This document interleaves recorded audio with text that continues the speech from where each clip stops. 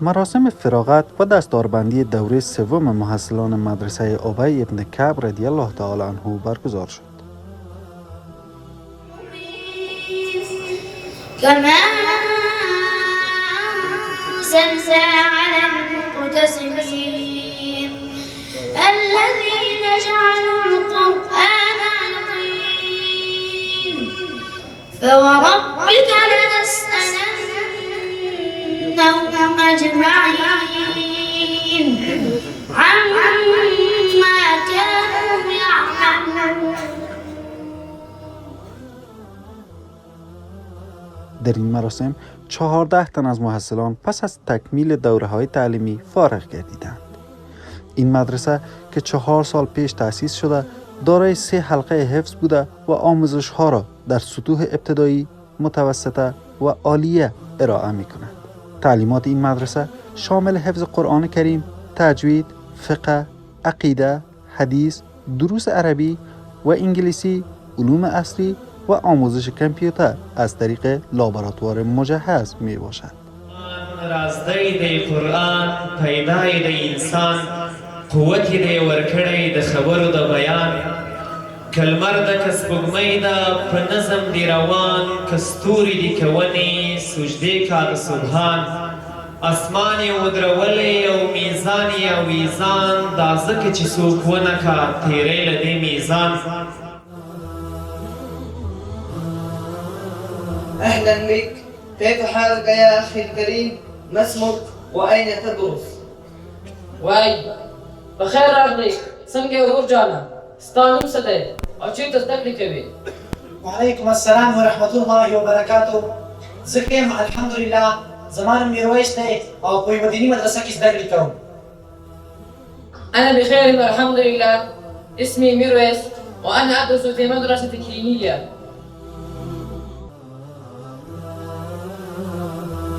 Today I want to talk about the importance of Islamic solidarity.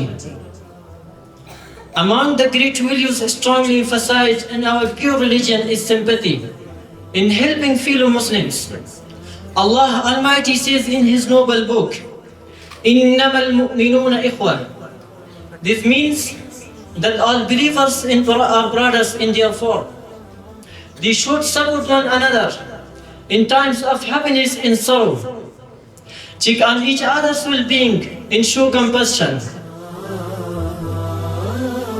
در بخش دیگر برنامه آثار ادبی توسط محصلان به خوانش گرفته شد و شماری از بزرگان و علمای حاضر با ایراد سخنرانی‌ها بر اهمیت آموزش علوم دینی و عصری تاکید کردند.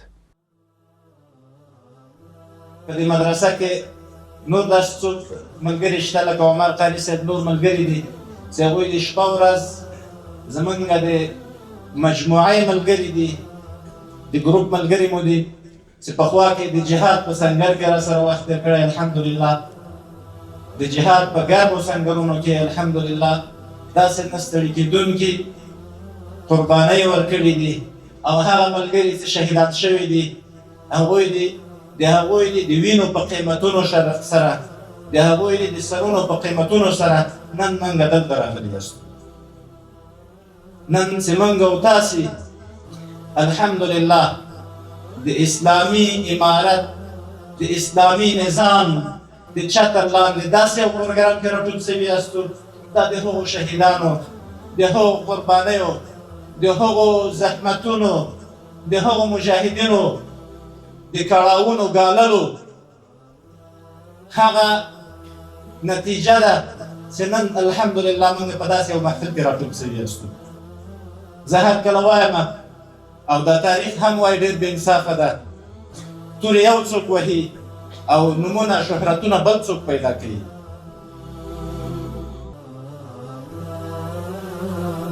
امروز برای من مایه افتخار است که در حضور شما درباره یکی از بزرگترین دانشمندان امت اسلامی امام محمد بن حسن شیبانی رحمه الله چند سخن عرض کنم. او شخصیتی است که نامش با تاریخ فقه اسلامی و ویژه فقه حنفی گره خورده است. امام شیبانی رحمه الله شاگرد امام ابو حنیفه رحمه الله، همراه و همدرس امام ابو یوسف رحمه الله و نیز شاگرد امام مالک بن انس رحمه الله بود. همین سلسله استادان خود نشانه عظمت علمی اوست. امام شیبانی رحمه الله در سال 131 هجری قمری در شهر واسط عراق به دنیا آمد و در سال 189 هجری قمری در شهر ری از دنیا رفت. او بیشتر عمر خود را در فراگیری دانش، تدریس و تالیف کتاب‌های بزرگ فقهی سپری کرد. حافظه نیرومند، دقت فکری و توان استدلال او چنین بود که در یک مجلس صدها مسئله فقهی را با دلیل و توضیح بیان میکرد. استادانش از نبوغ و سرعت فهم او شگفت زده میشدند. امام شیبانی رحمه الله تنها عالم نبود، او یک انسان با تقوا، پاک نیت و اهل عبادت بود و میگفت علم زمانی پرنور میشود که نیت انسان پاک باشد.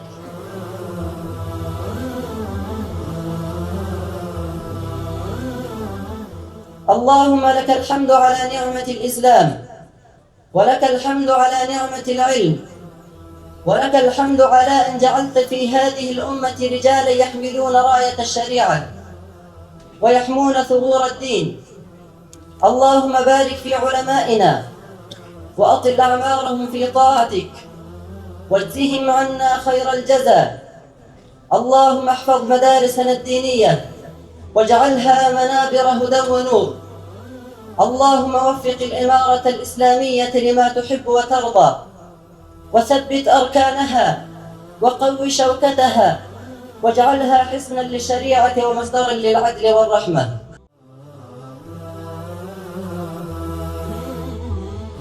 أنا ما زلت تلميذا صغيرا، ولكني على صغري مجيد، أسير إلى العلا سيرا حثيثا، وأنشط نحو غايتها وأغدو، وليس يطيرني صغري إذا لم يثبطني عن العلاء جهد، وما يغني الفتى طول وعرض.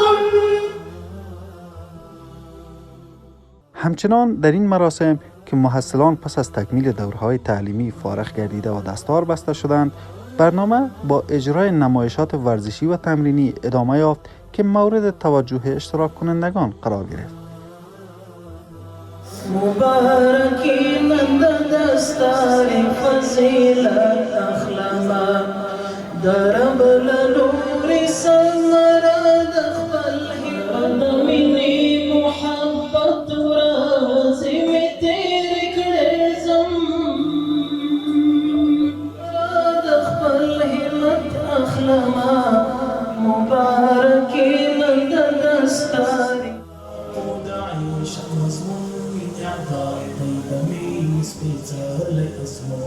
إعداد والشوق ودعيشك وزمن، إعداد تميز بالجود، إعداد المقام جائزة وشطور، إعداد جسمي وفكري وصوتور، إعداد إشارات تناوي بدرون، إعداد الممات لربيع في مسكون، إعداد إشارات شريفة لك زلت الصدى، لك زلت برحمة، والحواس حساس فيه السر في كلمة، لك زلت الصدى، لك زلت برحمة، والحواس حساس فيه السر في كلمة، تتكلم سبين صفا، لك سبين أروما، لا تسوى الكريم منسوب، كما قلت بيان، الدنيا تغزى، الأمات بقى، التدريب والإعداد